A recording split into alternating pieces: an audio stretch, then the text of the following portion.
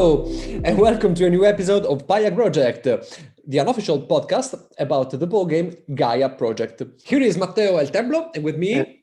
Here is Simone. Hello, everyone. Molfo, Board Game Space. Yep. Hello. Today we're going to talk about, we're doing our first faction episode, and we're going to talk about the Gleens. Yeah, so, everybody most beloved factions, the GLEEN. Yeah, this brings us to the first question. So, Simone, why are we going to talk about the Gleens exactly? Well, we're going to talk about the Gleens because, we're not doing any errata this episode because we didn't get any, very little about the map episode. We're still getting errata, though, about our first episode, and specifically about what we said about the Baltacs. And I think we will never ever stop getting feedbacks about our Baltacs positions. No, me neither.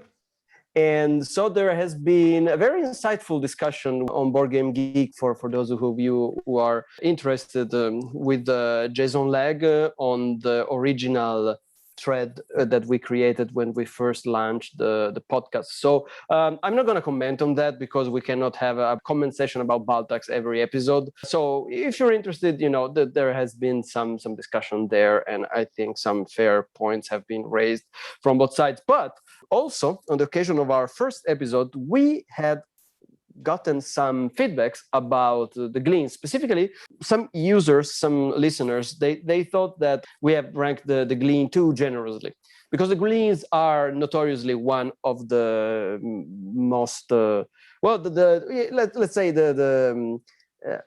I want to listen on how you're going out of this. Go on. Okay. No, you'll see. I'm getting out of this. So the Gleens are one of the least probably loved and frequently picked factions in Gaia Project. And I have to say, for very good reasons. I mean, I understand why people do not like the Gleens. But what I would like to show in this episode is that the Gleens, though of course belonging to the bottom half of the factions of Gaia projects, are not as bad, as they are normally believed to be. There are ways to play Gleens and score a lot of points with the Gleens. So this is what this episode is about. So we picked Gleens for our first faction guide because we think that there is more to the Gleens than meet the eye. Yes, we ranked factions in our first episode in 5 tiers, and we put Gleens in tier 3, which means that we think that they are an average faction. For as much as it's worth, of course. Yeah, because to be very clear, I stand to that ranking to this day. I think that we put the Gleen exactly where they belong. Maybe we get other faction wrong, but not the Gleen. Definitely not the Gleens. And definitely not the Baltacs. And definitely not the Baltacs. Exactly. Because I want this to become a meme as quickly as possible, But okay, so we said that Gleens aren't as bad as they are often thought. So can we talk about the Gleens a bit in general? I mean, taking their board, you can see that they have 2 abilities, of course, as most races have. The first one is their native ability, so to say. And this one says that each time you put a mine on a Gaia planet, regardless if it was already printed on the map or you have put it using your transdims, you will get 2 extra points from that action. So you colonize a Gaia planet, 2 points for you. They also have another native ability, which is very interesting, and says that if you want to colonize a Gaia planet already on the board, you don't have to spend a QIC to colonize it, but instead you will spend 1 ore. So with Gleens, you don't need QICs to colonize Gaia planets, but they have a third native ability, which is actually a native nerf, because with Gleens you have this problem around which the whole faction revolves, and we will see how, which says that you do not gain QICs ever. Instead, you will get 1 ore. when you open your Planetary Institute, you get nothing basically, because it will give you an income of course, you will charge for power. It won't give you one extra power in bow one, but during your income phase, you will get one extra ore, which, let me say, can be immediately converted to one power token if you need it, but you have to do this during the action phase, so you cannot charge it during your income phase. The last, so to say, ability about Gleens, I'd say peculiarity, is that when you open your Academy 2, you will be finally able to gain and use QICs regularly. And of course, it will give you the special action with which you will be able to gain one QIC as an action. So yes, don't forget that Gleens PI is very weird, because when you open it, it makes something unique. It gives you this weird Glean Federation token, counts as a Federation token. It works exactly as a Federation token. It gives you no extra point. You take it, you don't get any extra point, but it gives you 2 coins, 1 ore, and 1 knowledge point, right? So it's like the Glean PI has some built-in discount, let's say. You build it and you immediately get back 2 credits and 1 ore, and they give you one extra science point just for that's the actual income, because the rest is just a discount on the I mean, no, it's more a cashback, yes, it's a cashback, so to say, because you will get back 1 ore and 2 credits, but you will also have this nice cookie of 1 knowledge point, but most of all, you will get the Federation token itself. Exactly. It's a green one. It's 2-sided, so you can flip it to top a tech track or to get an advanced technology tile. And also, let me say this, if in the round you get it, there's a round scoring for Federation, namely 5 points per Federation, you will also earn those points. Yes. And from that moment on, that will be 1 extra Federation token for all purposes, including the scoring for the 2 advanced technology tiles, which give you points for Federations. So these are Gleens at a glance. You cannot use QICs for nothing. You cannot use them for your QIC actions, and you cannot use them to move. But also you will get the extra Federation, which can be useful. And you are probably the best race in the game to colonize Gaia planets on the board, right? Yes, the Gleens are one of the 2 factions in the game that start with a nerf, right? All the other factions, they start with bonuses. I mean, they have all the characteristics of a vanilla faction, and on top of that, they get the cherries. On top of that, they get some random abilities that makes them unique. This is true also for the Glean and also for the Baltax, but Gleens and Baltax also have a nerf. They are prevented from doing something that other factions take for granted.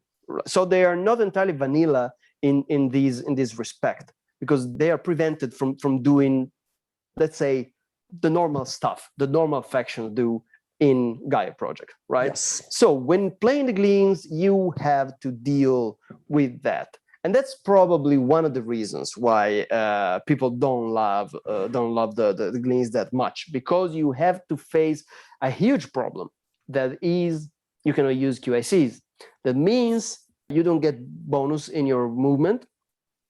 So it comes very handy when playing Gaia Project. There is this planet you desperately need to get, and that planet, it's 4 hexagons away from you, and you only have a navigation 2, and so you need to get there, and whatever, you just use the QACs, right? In the case of Glean, you cannot do that.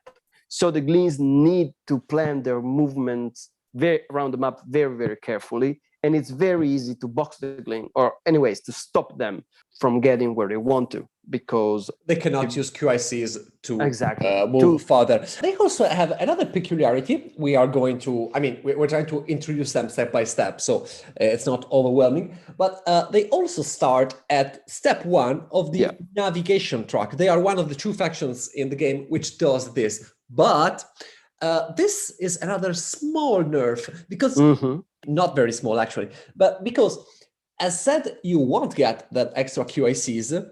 So at the beginning of the game, you of course have no QICs, but you will get that QIC, meaning that your starting ores are 5 instead of 4, but you won't get any ore to compensate for the lack of your initial QICs other races get. Exactly. The Gleens should start, if they followed, the normal rules of Gaia Project, they should start with 9 ores, right? Because, starting 7 plus 1 for your starting QACs and 1 from step 1 navigation track. You only get one of these two missing QACs. We don't know why, and I don't think that's fair. For the poor, the Gleens should definitely get that 1 ore back. In the balanced version of the game, in my imaginary balanced version of the games, the Gleen, in the same way as the Geodons do, they start with 9 ores and nobody care because they just deserve that. I mean, it's just, they should just get what they're owed, in a sense. But anyways, no, you have to deal with the fact that you missed that initial QAC, that means the initial ore, whatever. Yeah. Let's move forward. Let's not dwell on this too much. And do not think about ETARs. Never. And do not think about ETARs and their random extra starting, or why do the ETARs have, don't think about that. Why? Just because. So the first thing that I would like to ask, and I think everybody asks themselves, is when you sit at the table and you look at the setup of the game, what makes you think and then maybe choose Gleens as the faction you are going to play? Let's start with the map, for example. Since we talked about the map during the last episode, I mean, check that out, guys, if you want to play Gleens, because we specifically talk about Gleens in that episode. What kind of map are you looking for when you are going to play Gleens? Or better, what kind of map suggests you that you could play Gleens? All right. This is a very, basic and fundamental question. However, the answer to this question is not an easy one. And the reason I say this is because what I want to make very clear in this episode is that there are at least 2 ways you can possibly play Gleens, and these 2 ways are entirely different.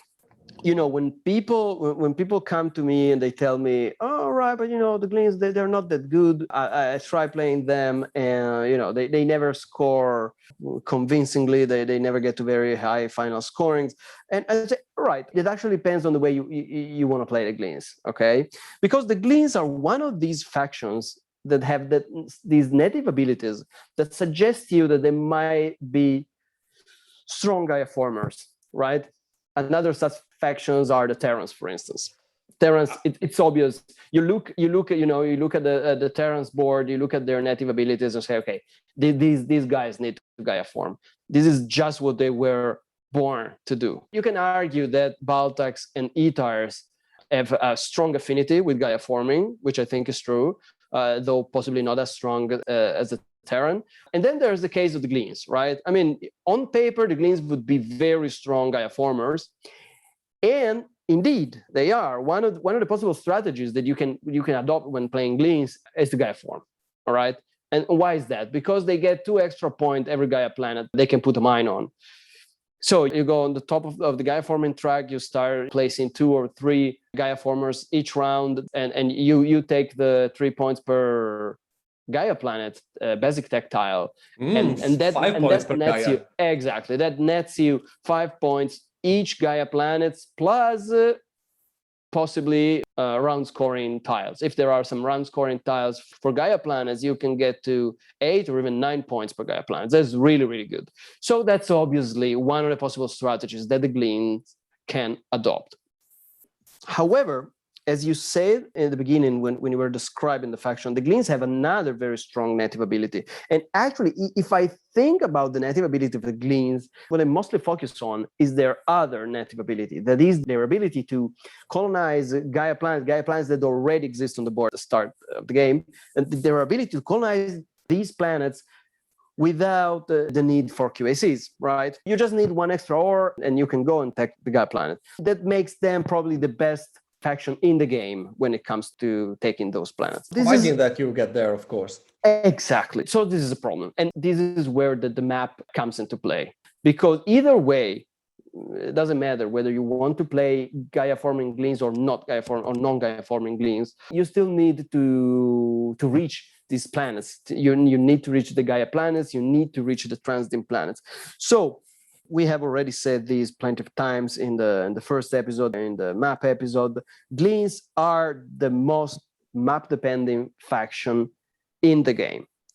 The point is, if you want to play Gaia-forming Gleens, then the constraints are not that tight, because if you are left alone Gaia-forming, so you have all the transiting for yourself, it is very often the case that you can find a way. You maybe have to climb up to navigation 3, and that's what the Gleen always do, because the Gleens cannot play without navigation 3, because they cannot use QACs if they don't even have navigation 3. It comes a point in the game they simply cannot move around the map any longer. So sooner or later you will get to navigation 3. Okay, sorry, just one small note. When Simone says navigation 3, he means the fourth step of the navigation track, when you can navigate 3 spots. So yes. Not the third one, because you will just get one extra ore, which is of course useful, but it's not worth the effort, in my humble opinion. Yeah. That's a fair point. I'm referring to the last step of navigation before getting lost planet. Exactly. If you can move 3 squares, 3 hexagons, and you have access to all the transits that you want, your situation is fairly safe. You can navigate around the map and get the planets that you need, using the transit planet to jump maybe from one yellow planet to another, or from one yellow planet to not yet colonized Gaia planets, or something like that. If you don't Gaia form, however, then the situation becomes more dire, because you want to take these very juicy and precious Gaia planets. Possibly you want to get there before other people do, and you're good at doing this. So you actually stand a chance to do that. But you need the right map. So what you can do with the Gleens is round 1, well, normally the normal Gleen start. I mean, I don't think I ever seen a Gleen game that didn't feature as their first move, go up 1 step in the navigation track. That's just how all Gleen games start, and that's how they're supposed to start. Yeah, you're already there. I mean, you just have to spend 4 knowledge, and you already navigate 2 spots, which only Ambas can do as well. Exactly. So the question is, once you get there, once your navigation level is 2, where does this get you? Look around you on the map, where you can get with just navigation 2. This is especially true, as I was saying, if you're not Gaia-forming.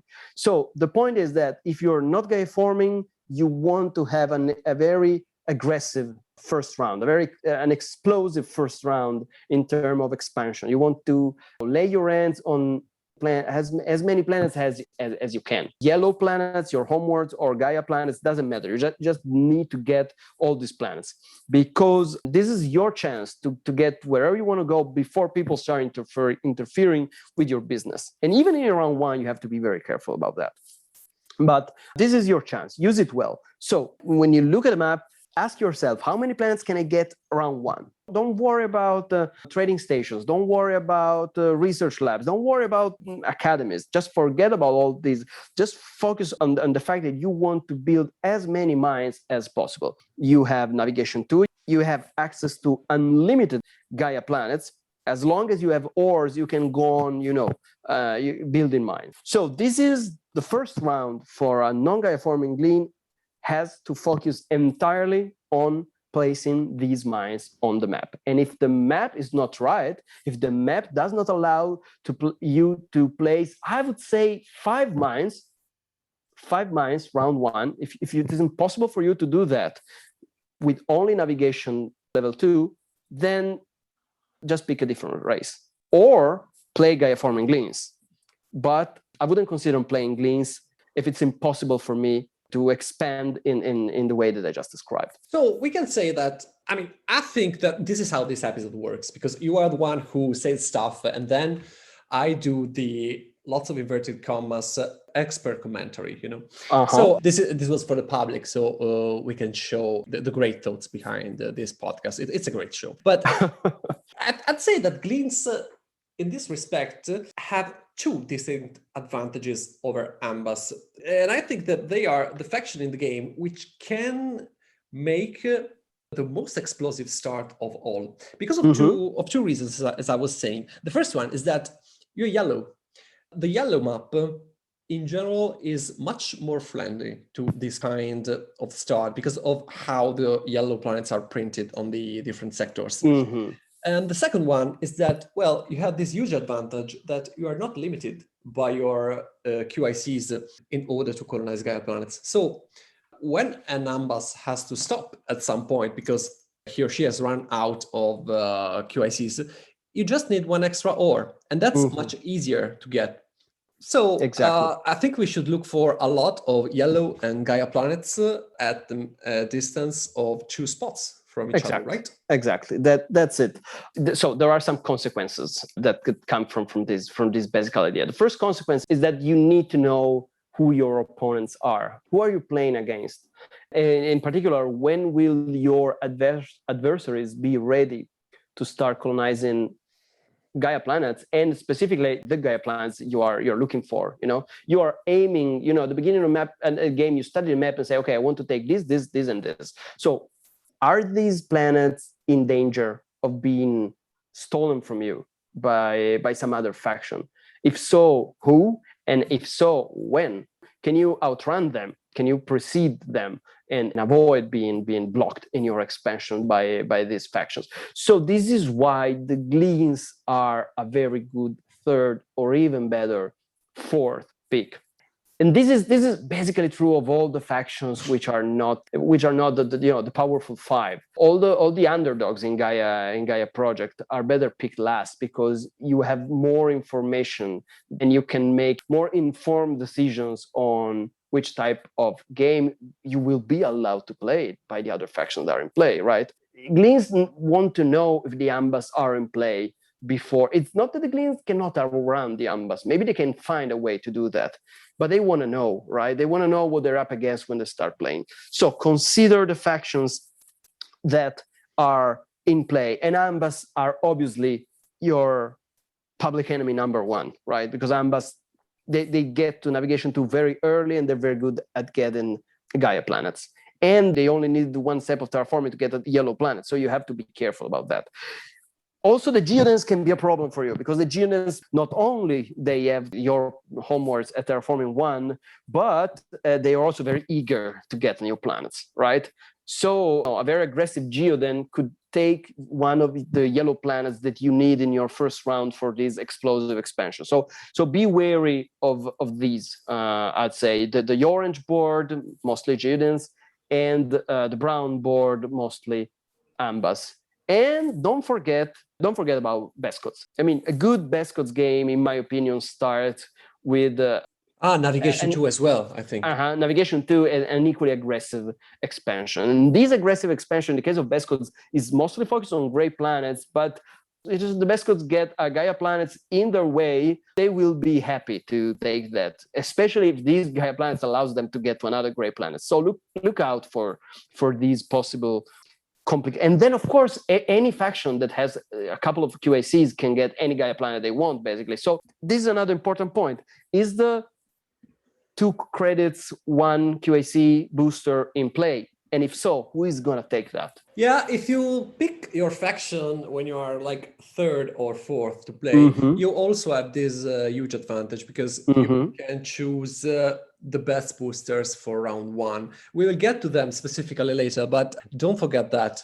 Yeah, we will talk about boosters in a moment. Very important. Yeah. But returning to the map, do you think that if you are planning on going Gaiaforming, the map is as important as well? As I said, the map is still important because for most of the games, you will be limited by your navigation, so no QACs. So even if you get to navigation 3, that's your limit, right? So look, if you're Gaiaforming, as I said, look at the map and see if navigation first 2 and then 3 will allow you to get all the transdims and planets that you need. That depends on whether or not there are other Gaiaforming races in play. So is somebody likely to steal your precious transdim planets? Are Terrans in play? Are Etars in play? Are Baltacs in play? Are, I don't know, Evits in play? Maybe. And normally these are the factions that you want to look out for, and then they may steal your transdim planets. So this is another thing you have to look out for. Let's get this out of the way. if the Gleens are left alone in Gaiaforming. Okay, I think that's the only occurrence where you should Gaiaform with Gleens, in my opinion. Exactly, I agree with that. I mean, if you have to, if you have to go at war against the Terrans for transiting planets, then just forget about it, because the Terrans have a huge advantage over you. They already are at Gaiaforming 1, so they have this advantage. But then they have the huge advantage that they can use Q assist in order to move, and you cannot. And so they will probably outrun you everywhere. So that's going to be a terrible, terrible game for you. So this is a constant about the Gleens. No matter whether you choose the Gaiaforming strategy or non-Gaiaforming strategies, the Gleens are probably one of the most knowledge-starved factions in the game. You will probably end this game with, scoring some 20, 24 points on the science tracks. So it is even likely that the Terrans will outrun you on the top of the... because you need to rush the navigation track and they don't, so they will get to the top of the Gaiaforming track before you and steal whatever sits on top of the Gaiaforming track. I wouldn't recommend Gaiaforming Gleens unless they are the only one Gaiaforming in the game. But if they are left alone doing that, since they take 2 extra points for each Gaia planet that they colonize, and if there is some not super good, but even just, average good advanced tactile on top of the Gaiaforming track, well, then they stand good chance to win the game. They will simply score a lot of points. They will have a terrible economy all through the game, no arguing with that, but they will score so many points that they do actually, if the, the run scoring bonuses are in their favor, then they stand good chances to win the game. Or at least they can have a fair competition at winning. Okay, let me be crystal clear on another point. I'm sure we both think that these two kinds of strategies with Gleens are not the same. I mean, we do not recommend starting with Gaiaforming Gleens, but instead we recommend starting with non-Gaiaforming Gleens. And this is because Gaiaforming has 2 big disadvantages for you. The first one is that you have absolutely 0 means to not suffer from the consequences of Gaiaforming regarding the power cycle. Exactly. If you freeze 6 power in your Gaia bowl, then they're gone for good. You will just get them after your income, and they will be sitting ducks in bowl 1. Yeah, you will never charge basically, and so you won't be able to spend power to do whatever things. Also, you won't have the huge advantages Terrans have with those, because Terrans will get resources from just returning them to their bowl, and to the second bowl of they the power will cycle. also return them to the second bowl.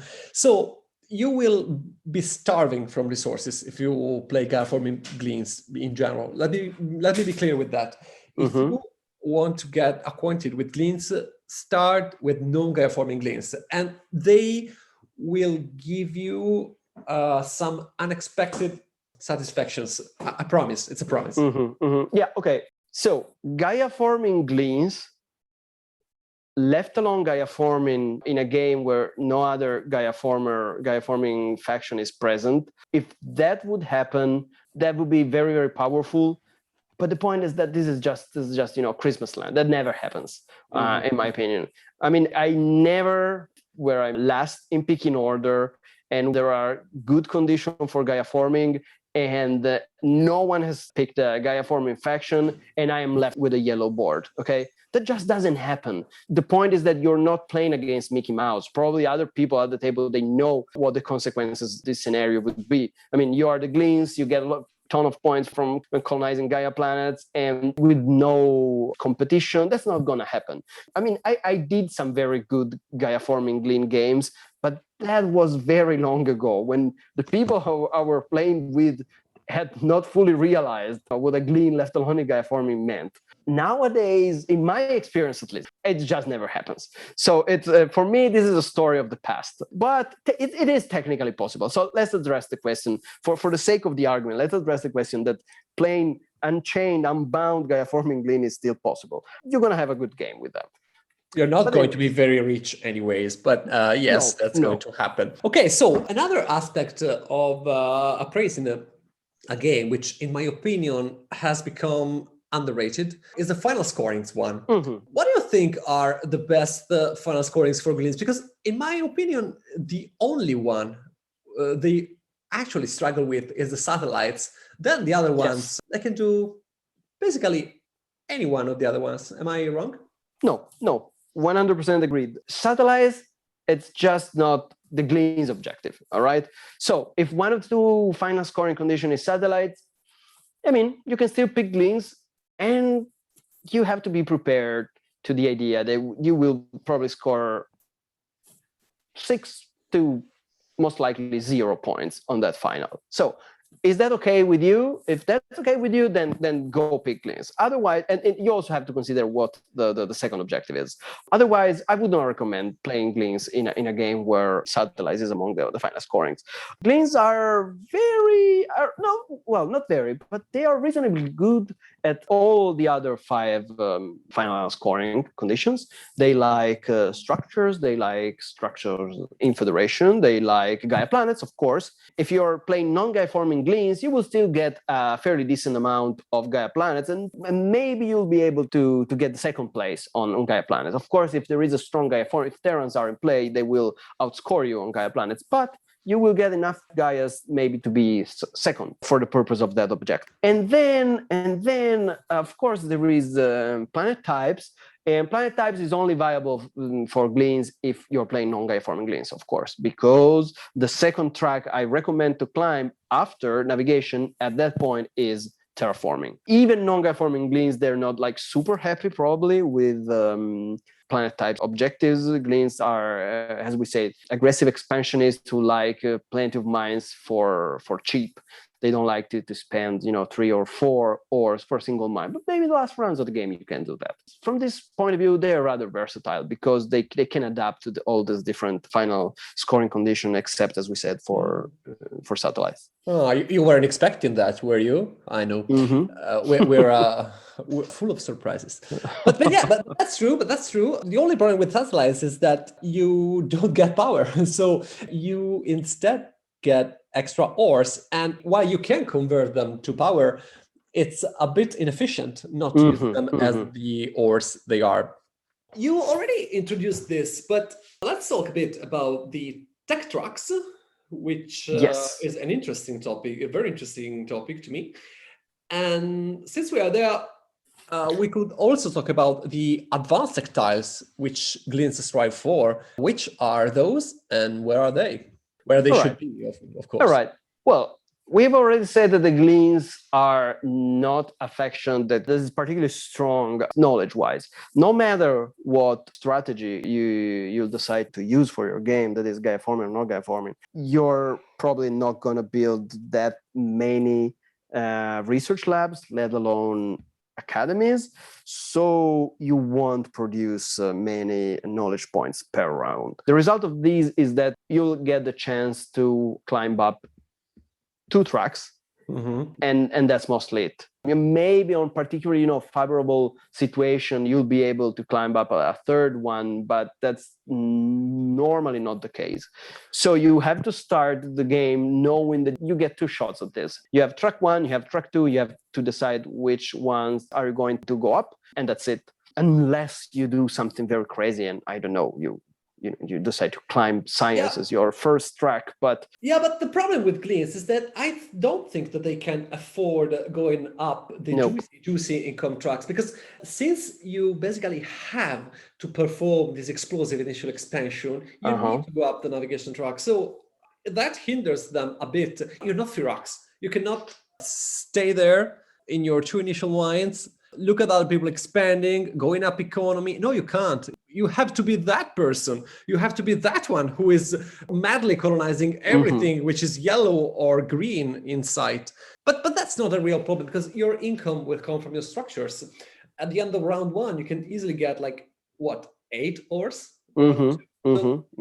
Or is never going to be a problem for you. You're going to have possibly every other single problem, but not ore for sure. Exactly.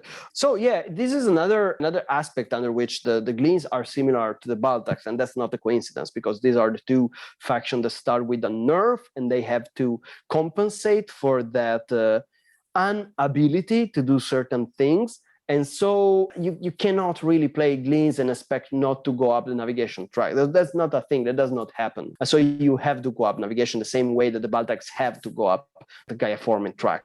I mean, you don't really have a choice in that respect. So having said that, the Gleens need to climb up the navigation track. What is the second track that they want to climb on? Oh, well, good question. Well, if you're playing Gaiaforming Gleens, of course, that is the Gaia track.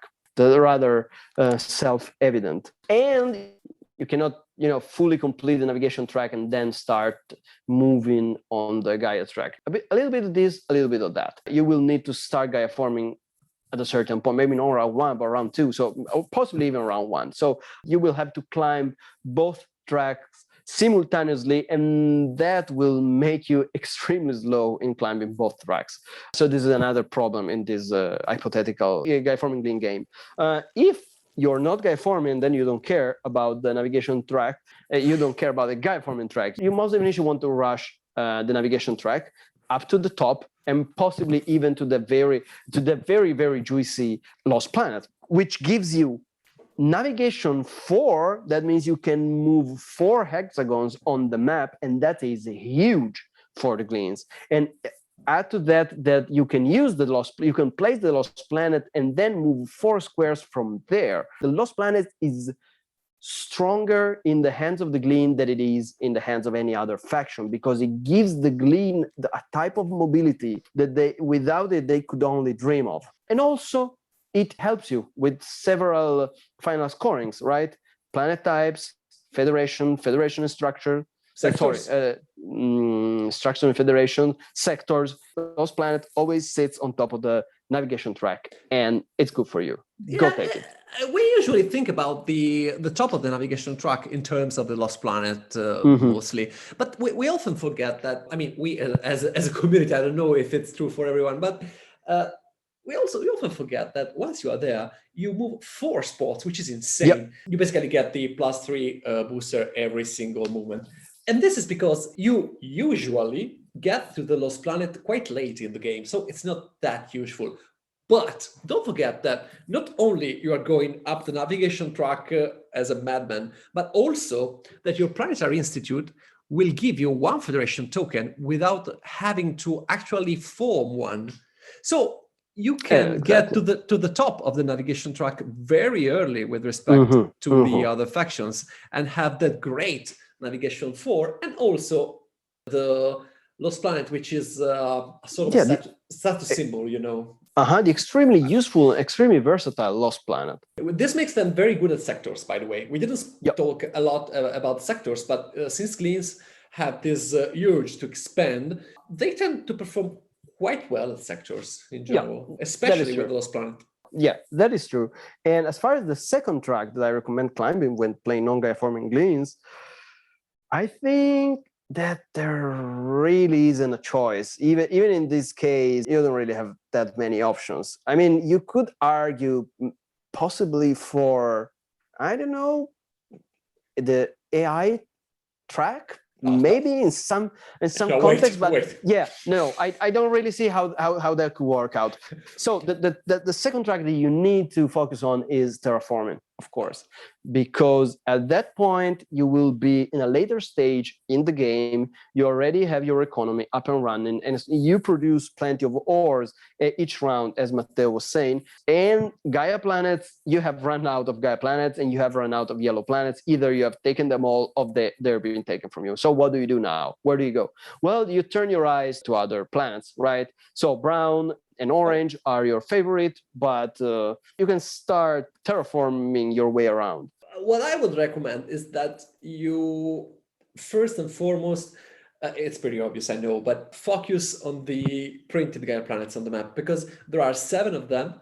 And if you don't get as many as possible of them, you're basically giving up on your 2 main abilities. So you're going to be a good terraformer, a one which moves around a lot, but you're nothing special. So you should really aim at grabbing as many Gaia planets as you can, exactly, as early as possible, because those 2 points per Gaia planets ain't much. But think about it. If you can get, say, 6 Gaia planets, which is a lot, I know, but let's say 5. Let's say 5. Those are 10 points. That is the scoring of a slightly below average advanced tech tile, and you get it for free. You get it without doing nothing. Yeah. So don't underestimate that, but don't overestimate them as well, of course.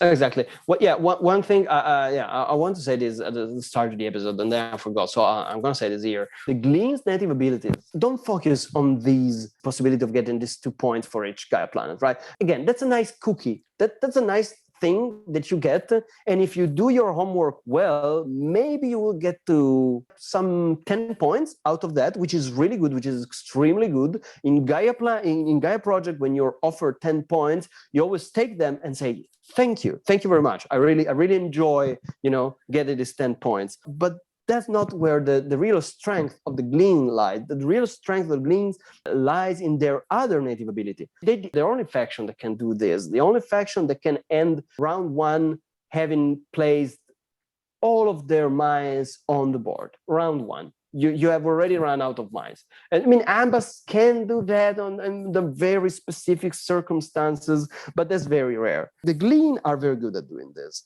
Your main abilities are that you start at navigation 1 and you're yellow, so the map is in your favor. You also have sector 6, which has a yellow planet, a transit planet with no spaces, and a Gaia planet within your reach of 2. So that's a great start if you can place an initial mine there. We didn't say anything about advanced tactiles we should strive for yet. Which are the best ones, you think? Well, the Gleens are not choosy. They're not a picky faction, They're just like, give me points, I'm happy. So yes, you want some good scoring advanced tech tiles on top of navigation, possibly. Also terraforming, but you'll get to the top of terraforming tracks late in the game. So whatever sits on top of that track, maybe, probably, most likely, I don't know, will already be gone by the time you get there. So navigation is the best shot you have at getting a good advanced tactile that it's worth points for you. It doesn't need to be anything fancy, it's points per mines, perfect. It's points per trading station. We can make that work.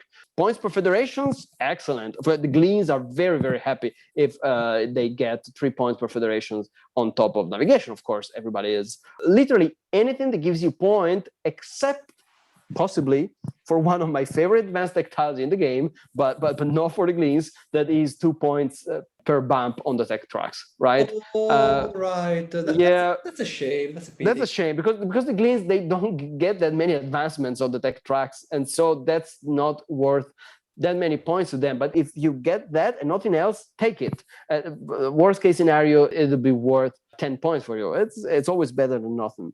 But anyway, you want a good scoring advanced tactile on top of navigation, but it doesn't really matter which one. You just want to score your honest, good old 14 to 16 points with that tile, right? Nothing more.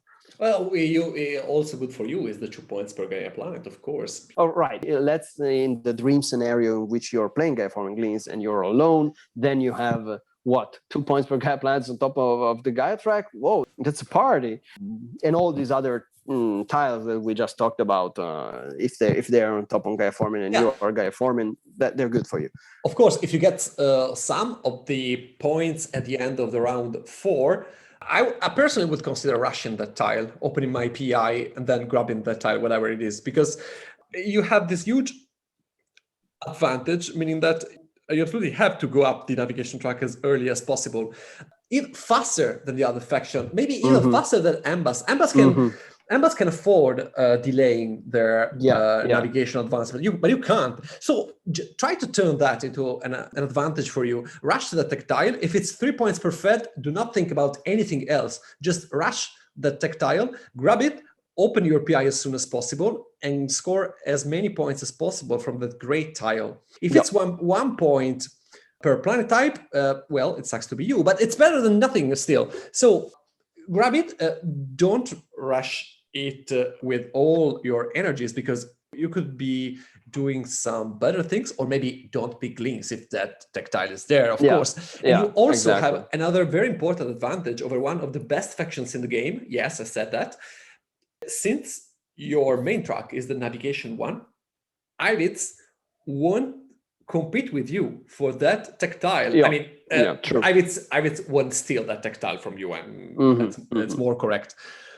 So apart from the map, which has to be good for yellow, the other important criterion for choosing Gleens is the advanced tactile on top of the navigation track. If there are a lot of yellow and Gaia planets, each within 2 spaces from the other, and there is a good tactile on top of the navigation track, start considering Gleens, because things can be really nice for you in that case.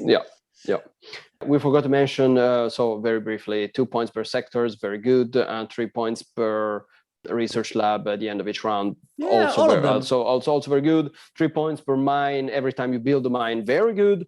3 points per trading station. Well, that's not very good advanced tactiles in general. So in that case, I would pick. Maybe I wouldn't pick Gleens. I don't know. Maybe if the map is great and the round scorings are great, which we are going to talk about very soon, you could pick Gleens the same. But maybe in that case, you can just jump to the Lost Planet and that's it, and that's fine as well. So since we are talking about the technology tracks and advanced tactiles, maybe we can also talk about the positioning of the base tactiles. Which ones are the no miss for Gleens, and which ones you can skip at least at the beginning without worrying too much? All right. So since, as we said, the Gleens are going to climb up probably 2 tracks, and that's it. That means that you only have access to 5 basic tactiles, right? Meaning that the other 4 tactiles, the ones that sit at the bottom of the tracks you're not going to climb, you probably never get a chance to get them. Or if you do, that means, going out of the way that you had planned at the beginning of the game. So take that into consideration when you start your Glean game. So here there are a couple of considerations that have to be done. First of all, if you are playing Gaiforming Gleans, then you need to get the 3 points per Gaia planet basic tactile. This is not in discussion. So if you're playing for full Gaiforming Gleans, then you need that tactile. If it sits on at the bottom of the economy track, the science track, that's not good. Don't pick Gleans, just don't. You need to have access to that basic tactiles. If you're not Gaiforming, if you are just a normal Glean colonizing a Gaia planet here and there, then I would say that's not necessary. If it's convenient for you in a specific moment to get that tile, and you know that you can score maybe 9 points out of it, then you can consider taking it, but don't strive out of your way just in order to get that basic tactile. That's not fundamental for your game. You can focus on different things. I think that I will take a step further. If you are going to GAIAFORM with Gleens, grab the tile as soon as possible, because it will pile up on your advantage, of course, and you will get 5 points for just colonizing a Gaia planet, which is rather easy for you. But on the other hand, if you are going to go straight up navigation 2 and start colonizing everything, which again is the strategy I personally recommend, just don't get it. Don't get that tile. And here's why. Because what you want is not to maximize the scoring from each Gaia planet. What you want is just to explode on the map, grab as many mines as possible, and of course, you have to build a research lab to get that tile, because man, you don't have the 4 QIC action. Then, for its very nature, that will hinder your early expansion. And this is very bad for you, because that's one of your best advantages over other factions. If you do your homework well and start with that explosive expansion, chances are that you will get 1, maybe 2, but most probably no more Gaia planets on the map. So why bother for 3 to 6 points, which is great. But a research lab can grant you an interesting income tile, which you desperately need. So don't fall into the pitfall of the 3 point per Gaia planets with Gleens. I agree. I think that that's where most players Yeah, run into problems. they meet their downfall with the Mhm. 3 points per cap planets Yeah. tile. Yeah, and totally agree, entirely agree. Remember that as the Gleens, you won't be building that many research labs or academies. So the number of tiles, combined number of basic tech tiles and advanced tech tiles that you will get across the game is very low. So make those few tech tiles matter. So which are the best tiles for the Gleens? All the income tiles. And when I say all the income tiles, what I actually mean is 4 credits, probably the best one. Charge 4 power action, very good also. 1 or charge 1 at the start of the round, not bad at all. Although if I had to choose between these 3, I'd go for one of the other 2. And not particularly good 1 credit, 1 science point. And I'm saying this because, I mean, we've already made this point in the course of this episode. If you're playing the Gleens, just, you have to be at peace with the fact that you will not get that many science points during the game. So it's do not struggle. The more you struggle, the more you will suffer. Don't I know, but I can take this tech tile so well, we get 1 extra science points each round. Maybe at the end of the game I will be able to climb it. No, just don't. Right? This is not what you have to focus on with the Gleens. So again, if it's in a position where you have nothing better to pick, then take that. But if you have nothing better than that to pick, then you should reconsider probably playing Gleens at all. So I'd say the best tiles for the Gleens are the 3 we just mentioned. And of course, very good for them as well is the 1 tech tile that transform your big buildings, the tile that makes them worth 4 for the purpose of federation forming instead of 3, right? Because you will expand a lot, you will build a lot. So let's capitalize on this advantage, right? Let's try to go for the 4th federation on the board. Or if that's saying too much, the 4th federation is never easy. But at least let's make these 3 federations that we need to create on the board as easy as possible, right? And let's try to make them early so that we can get those precious advanced tech tile that sits on top of the navigation track and the lost planets. Like, we like creating a couple of federations early. RPI helps with that, but why not making it even easier using this basic tech tile? And then, knowledge points per planet types, it's not really useful for you, although maybe that's one of the scenarios in which at the end of the game you get these, you take some, 5-6 extra knowledge points, and then all of a sudden you're able to climb one final track. Why not? That's possible, but I mean, not something that you should focus very hard on. The 1 ore and 1 CQ tactile for you, it's a bit weird. It just gives you 2 ores, which is not bad, but I'm sure you can get better tactiles. Oh, well, of course, 7 points. It's always good, and you should get that before the game ends. But I mean, it's not very, very urgent. On the other hand, you need a base tactile on which to put your advanced ones. So that tile, the weird chore style, can be a good pick at some point if you're planning on rushing. At that point, I'd rather go for the 7 points. Just get the 7 points and be done with it. I mean, that's the homework you have to do sooner or later in the game, right? You have to take the 7 points of basic tactiles. And so since you will get very, very few tactiles, then just get the 7 points. And if you need something on which to put the advanced tactiles, then let it be the 7 points. I don't know. That's a bit daring, but in the end, but in the end, I think I agree with you, because Gleens are a weird faction, since most factions in the game will struggle for ore. On the other hand, you won't, because ore will be your last problem, as I was saying before. The real problem for Gleens is what for most other faction is not. And with that, I mean credits. So I think that, that's correct. You also have to count your base tactiles, because you won't grab that many of them. So the 7 points, it's not the sooner the better, of course, but if you're going to need something to place an advanced tactile on, that and the knowledge points for planet types can be better than the 1 ore and 1 CQ.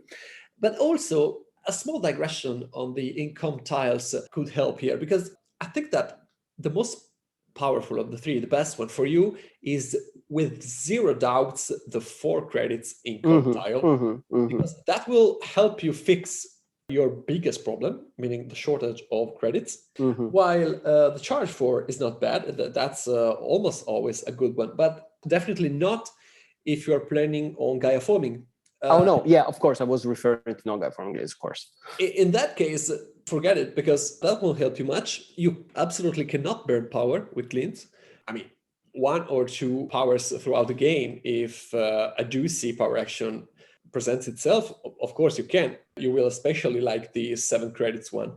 But in general, your power supply is limited. So if you start your round with 6 powers in bow 1, just Gaiaform again, because charging that with an extra action won't help you a lot. Instead, having 4 extra credits without doing nothing, that's much better. The 1 or charge 1 in compile, in my opinion, is a bit more win, because you will likely have a lot of ore. So since you are getting not many tiles, I just capitalize on the 4 credits one, and that's it. Yeah. Because in the end, well, I really like the 1 credit, 1 knowledge base tile in general, because that will help you fix the knowledge income early. But sadly, I agree with you. Gleens are an ignorant faction. And this is said in the best way possible. I find it very refreshing to play with Gleens after a few games with, say, Firax or Neblas, or in general factions which are obsessed with going up the tracks. So put your heart at rest. You won't get a lot of knowledge. So don't even try to fix that. Just instead push on your advantages. I strongly recommend to look for Gleens if the 4 credits is one of the 3 wildcard ones, or sits on the bottom of the navigation track. So you can easily get that as your first one. And that will give you a lot of breath throughout the game. But we will come back to this topic at the very end of this episode. I think we will wrap up. We now have a very important point for Gleens. They probably are one of the factions which depends most, again, on the round bonuses for scoring, don't you think? Yeah, I absolutely. As a matter of fact, this topic is so deeply entwined with the various possible openings that it's really difficult to talk about round scoring bonuses for Glean without talking about their possible openings. So we'll probably have to mash them together here. So I'm sure there's still people, I'm not sure there's people still listening to us. Probably there isn't. But if there is still someone that they say, okay, this is all very nice. This is all very interesting, but I still haven't heard from you. How am I supposed to score points with Gleens and ultimately win the game? But right? that's a detail. That's common. Don't worry about that. Points will come naturally to you. Yeah, that's vulgar. That's vulgar. I don't want to tell you how to score with Gleens. I mean, just play. It's a good game. Why not enjoying it? So I want to give you, the real Gaia experience. You're just sitting there with your friends and you're having fun. Nobody cares about scoring points. Unfortunately, no, that's not true. That's true. That's not exactly how this game works. Ouch. And so how do you score points with the Gleens? So here I'm gonna get very specific. So there are only very specific scenarios. We already said this in our first episode when commented about the Gleens. So there are a few very specific, very, very specific scenarios in which the Gleens can really excel. So I will go back to the idea that we expressed in that first episode, that some factions are strong because they are very versatile. They can, cope with a number of different scenarios very effectively and score a lot of points in very different settings under very different conditions. And this is why they are the best factions in the game. You have the Taklons, you have the Ivits, you have the Ambas, you have the Itars, and etc., etc. So if we want to make these criterion on which to base our judgment, or is this faction strong, is this faction weak, then this is a possibility. But don't forget that there is another way to look at this. So there are certain factions that are absolute trash in most contexts, and then they really shine on some very, very specific initial settings. And the Gleens are one of these, maybe the Gleens are the less adaptive faction, but at the same time, the most efficient at doing what they do best when the right conditions occur. What are these conditions? So the Gleens are entirely dependent on round scoring bonuses. And I say entirely dependent because, as we said, they're not going to score that many points on the science tracks. You can expect an average 20 points from the science tracks, which is really, really low. Actually, that's the lowest you can get in a normal game of Gaia Project. If you score less than 20, then probably there have been some problems in your game, right? So don't expect to score more than 20 points on the science tracks. You can do well final scoring objectives, but don't take for granted that you do first in both of them. So you can take this 36 points for granted. If you're second in both of them, I'd say that's a really good result. Yeah. So you're not very good at, the main means of scoring, because you will also get likely one advanced tactile, I think. You will top the navigation track, which will give you exactly 0 points. So where are your points coming from? And crucially, you won't get QIC actions, except perhaps in the very last round, if you get lucky, right? If you were able to open that academy in time and nobody steals the last power action from you. So don't expect to get a lot of points from these sources. So what you have to heavily rely on and to completely focus on are round scoring bonuses and round boosters. What does it mean? So what are the conditions under which I would consider playing Gleens? They are very specific. Here they go.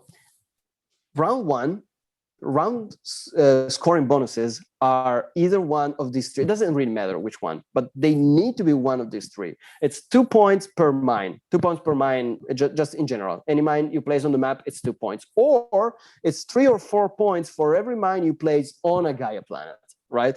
So if one of these three round scoring conditions apply in round one, then Gleens are a good choice. So this is 3 out of 10. So we are 30% of the games start with one of these in that position, right? And then round two, I would say the best thing that can happen to you is to have a trading station, points for trading station. That needs to be your round two scoring bonus. And we have 2 of this. So it's 3 points for trading station or 4 points for trading station, right? So we have 2 out of 10, which is 20%, which is 20% of the form and 30%, which is a total of 6% of all games of Gaia Project have this starting condition. Round one, you get bonus points for placing mines, and 2, you get bonus points for building trading stations. So it might seem very rare, but it does happen. It does happen.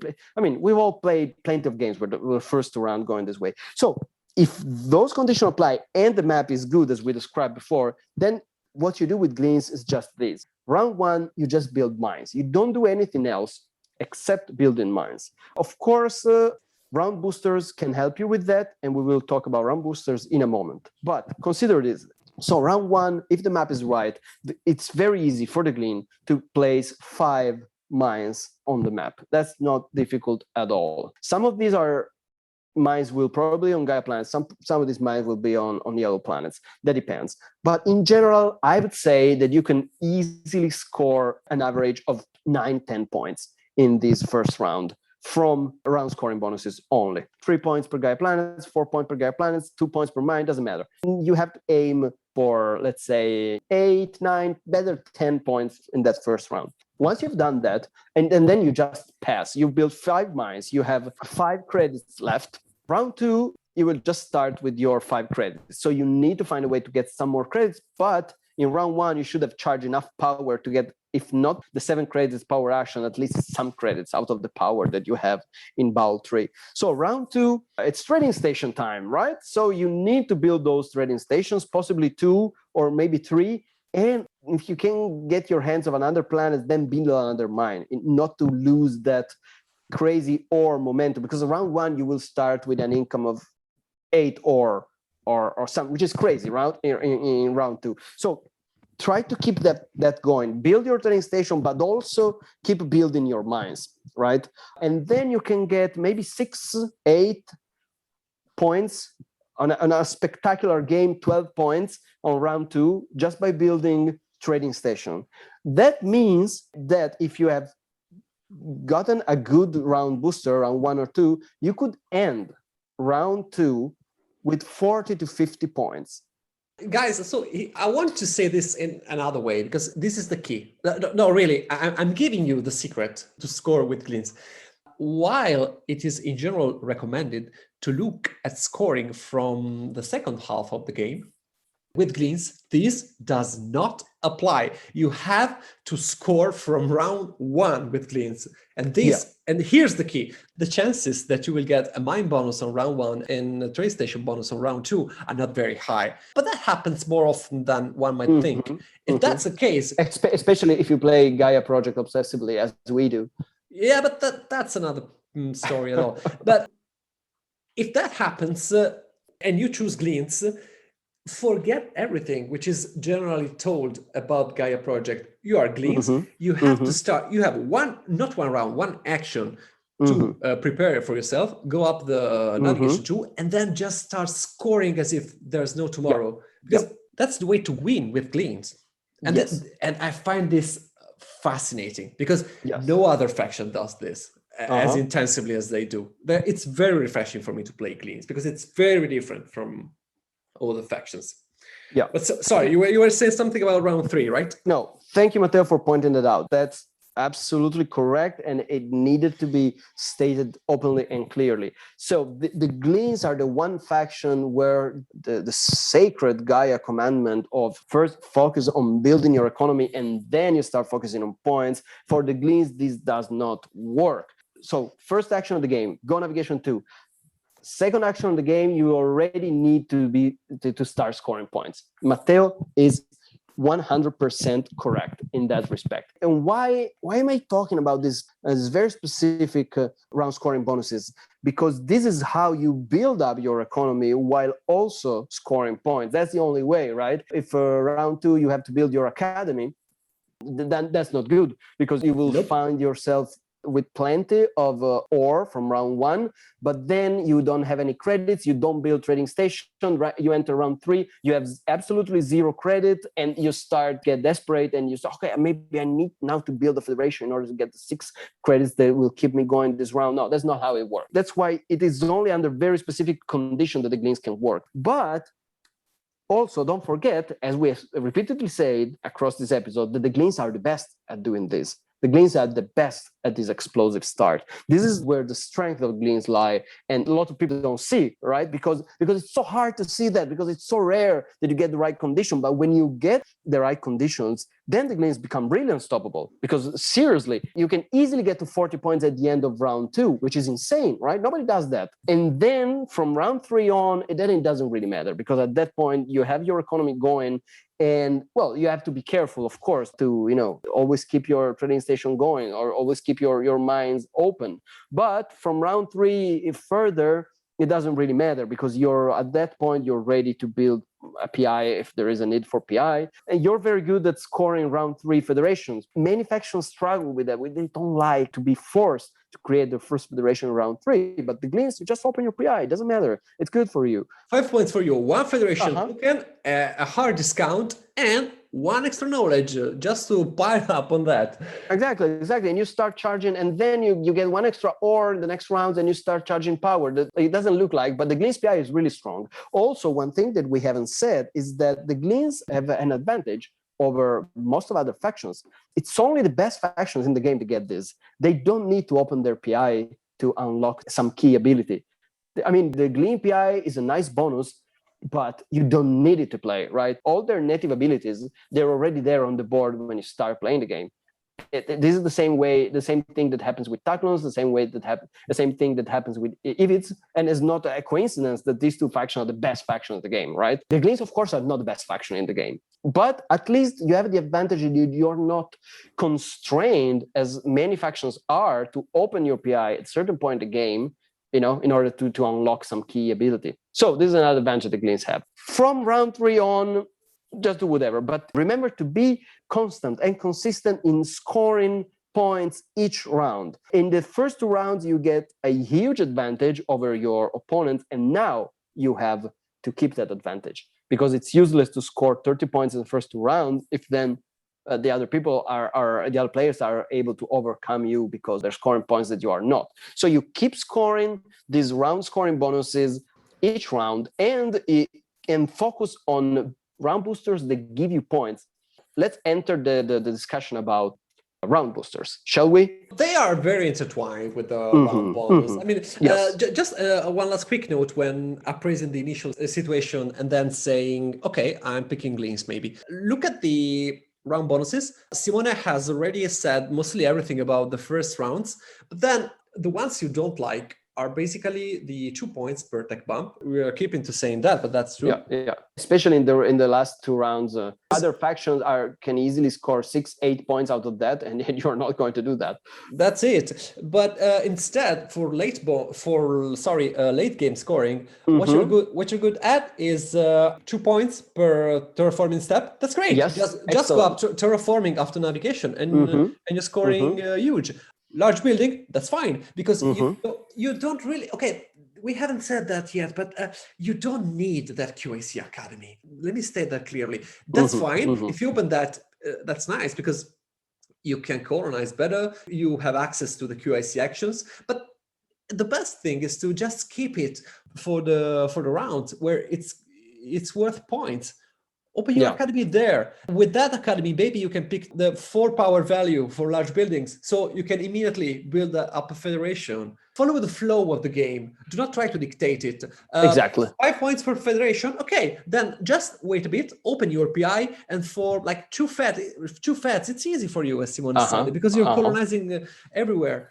These are good bonuses. What you don't like are, as said, 2 bumps per truck bump. Yeah, 2 points per tech bump. And also, late Gaia bonuses are relatively good if you're planning Gaiaforming. But if late round bonuses are Gaia planets, well, then serious Gaiaformers are going to be in play, and then you do not want to play Gaiaforming Gleens because they will crush you. You're not as good as they are. Exactly. Yeah, one very quick remark about the QAC Academy. It's great. You don't need that. However, if in round 5 you have the possibility, because your economy is running, you have plenty of resources. If it doesn't destroy your game to open that academy, I mean, you need it for some reason, because you need a tech tile, because you need it to score 5 points. Then build it, and if you manage to get another QACs from some other source at that point, and you can enter round 6 with 2 QACs, and perform at least 1 QAC action throughout the game to get some, 8 points. That's very good, right? If you can do that, always adapting to the game, always following the flow of the game without disrupting your original course of action, then I'd recommend to do that. But that's very situational. Okay, so with regards to the very intertwined aspects of the round bonuses, there's the round boosters one. Again, an important one from Gleens, especially because you're likely going to pick up them when you are 3rd or 4th. So you're going to basically choose in round 1. Round boosters. The best one is the 1 QAC 2 credits, right? Yes, but actually no. No, that's horrible. Gleens are unique in this. That booster for round 1 is terrible for you, of course. Yeah, it's ironically, that's one of the worst possible round boosters for them. No, of course, the best round booster for the Gleens, especially round 1. Well, this is most likely one of the best round boosters for round 1 for all factions, which is the +3 navigation bonus.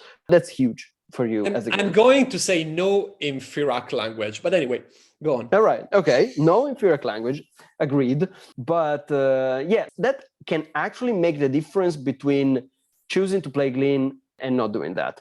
Because if the map is good, but it could be better, because there is a cluster of planets somewhere that you would really like to colonize, but you only have 2 starting mines and you have no idea how to get there, this booster can solve that problem for you. And maybe give you access to another planet that then gives you access to another planet, and so on and so on.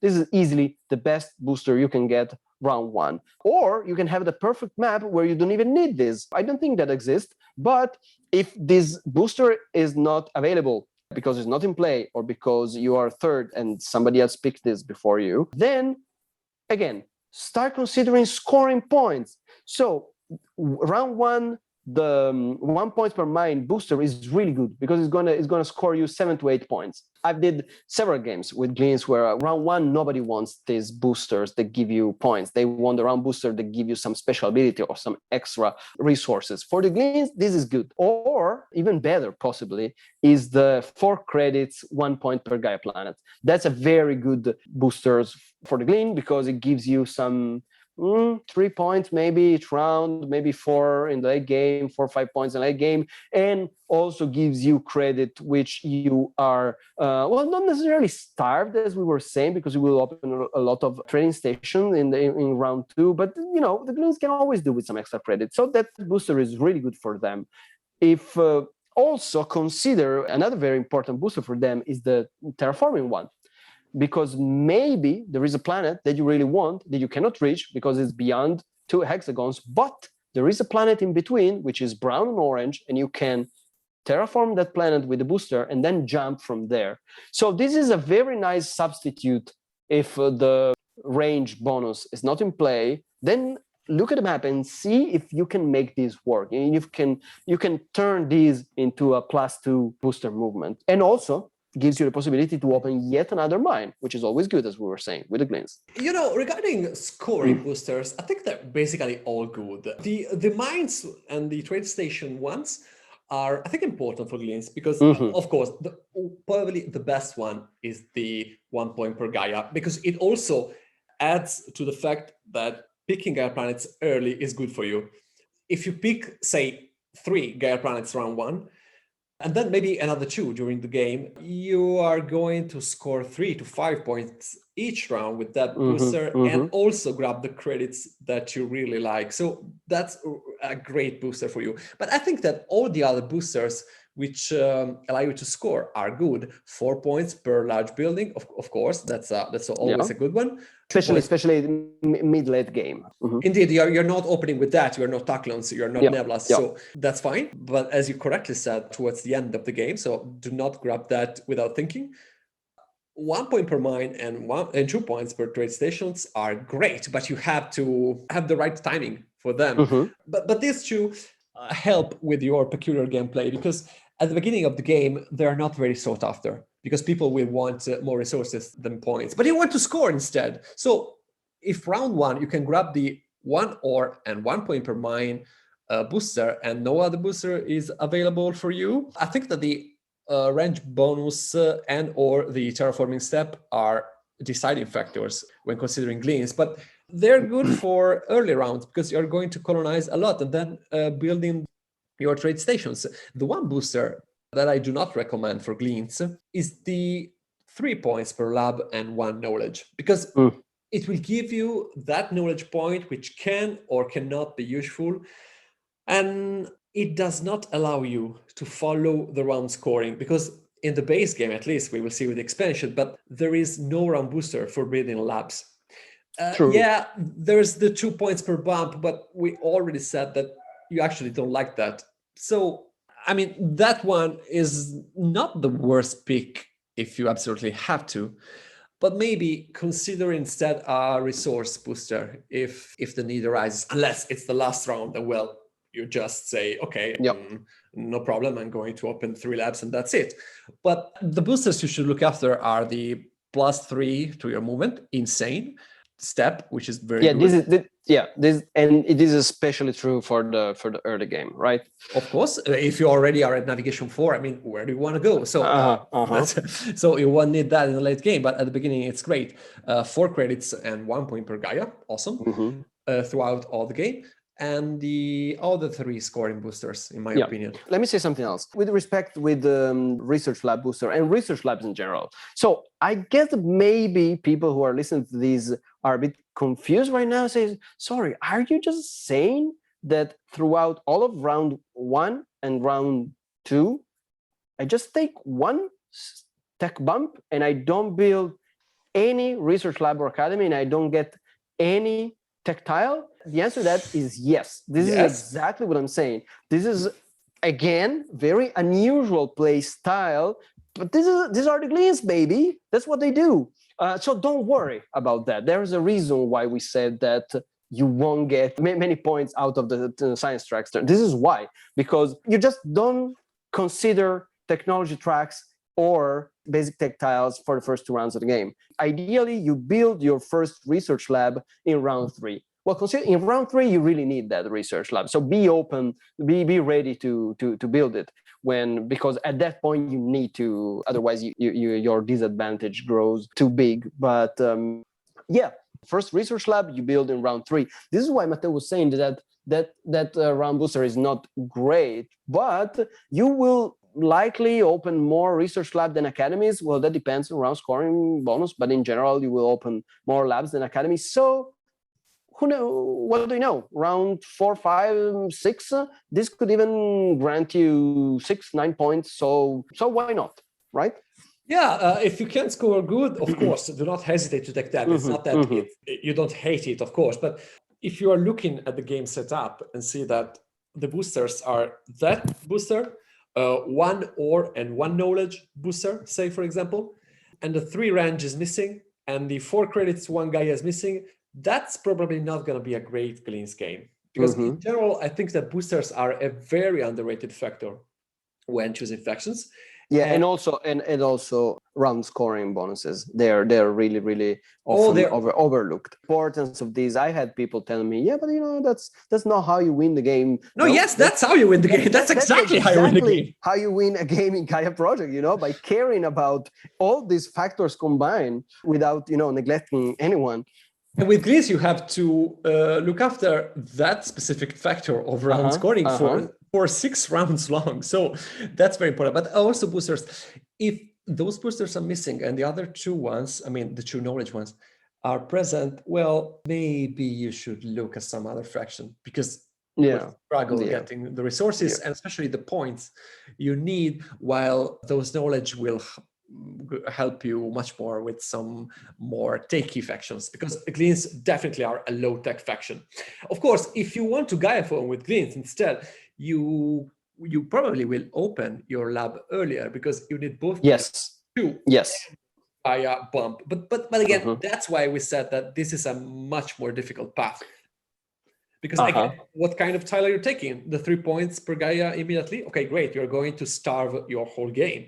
The 4 credits, but then you will always say, if only I had those 3 extra points. It's hard. That's a problem. That's a problem.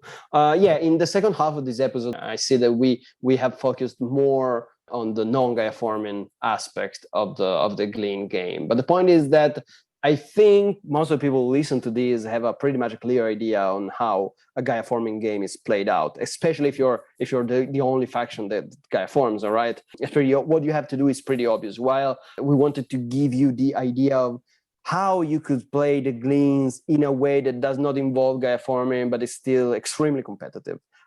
So forgive us if we have neglected Gaiaforming Gleens a bit.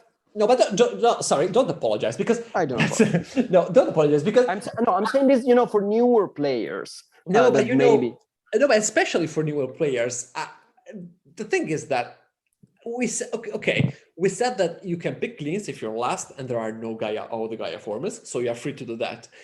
But again, I want to be the man who sets things on fire here. So at that point, why are you not taking Terrans or Eaters? Exactly. Please tell me, because if you pick Gleens, I think that it's more fun and rewarding if you play to their strengths, which are this explosive initial round, this focus on round scoring and booster scoring, and that's what makes them unique. If you Gaiaform with them, you are scoring more than any other Gaiaformer per Gaia planet. Of course, you are the most efficient Gaiaformers in the game. Congratulations. But you're also the poorest. Yeah, you are the poorest Gaiaformer.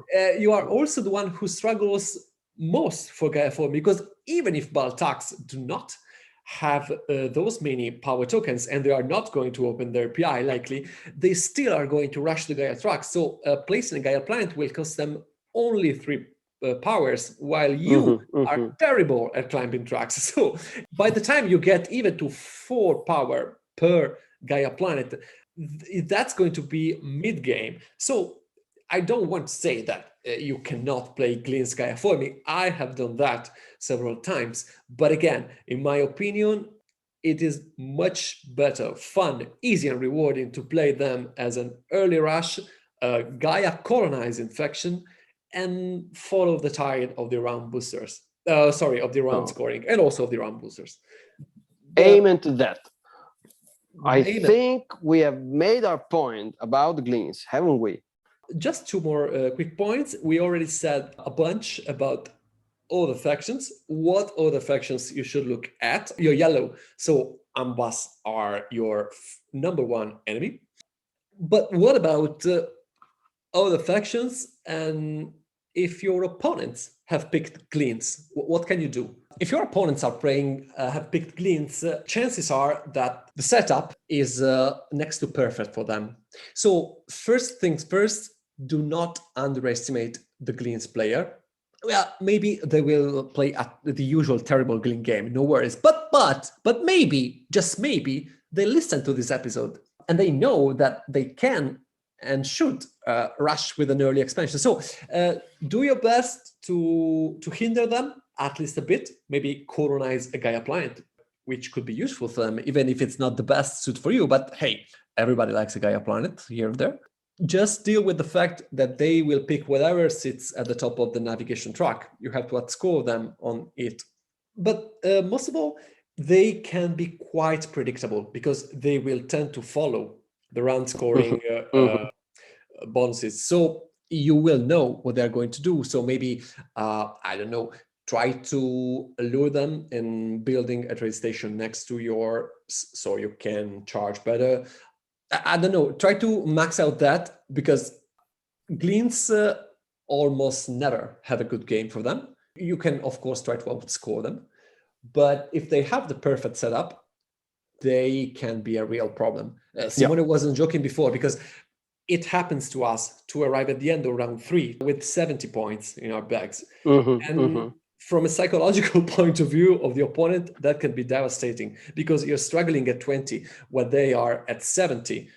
And well, you can catch up, but maybe you can't. What Gleens tend to do is that they score a lot of points in the early phases of the game, and then they stop. And so they have this huge start, and then slowly the other players they come creeping up on them, and then they get surpassed. If you're playing Gleens, don't allow the other players to do that, right? You need to keep scoring. Yep. Okay, so I think that we already gave a lot of hints on how to play Gleens. I am also sure that a lot of people will say that we haven't said a lot of things, and that's true as well. But while we love talking about Gaia Project a lot, we don't want to make these episodes last for, say, 3 hours. So that's it for the moment. But please feel free, and also feel invited to tell us what we missed, or what you agree with, or maybe even better, what you disagree with. Tell us if it was useful for you. And well, I can just wish you a lot of fruitful Glean games from now on. I hope that we helped you in seeing them in a new light. Yes, feel free to contact us, to write us at our official email address. Write us, contact us, come talking with us on the Discord, on the BGS Discord. Come talking to us on Board Game Geek, or wherever you want. We are listening. We are always listening. Okay, so hear you on the next episode of Paia Groject, and have a nice summer. Bye. Goodbye.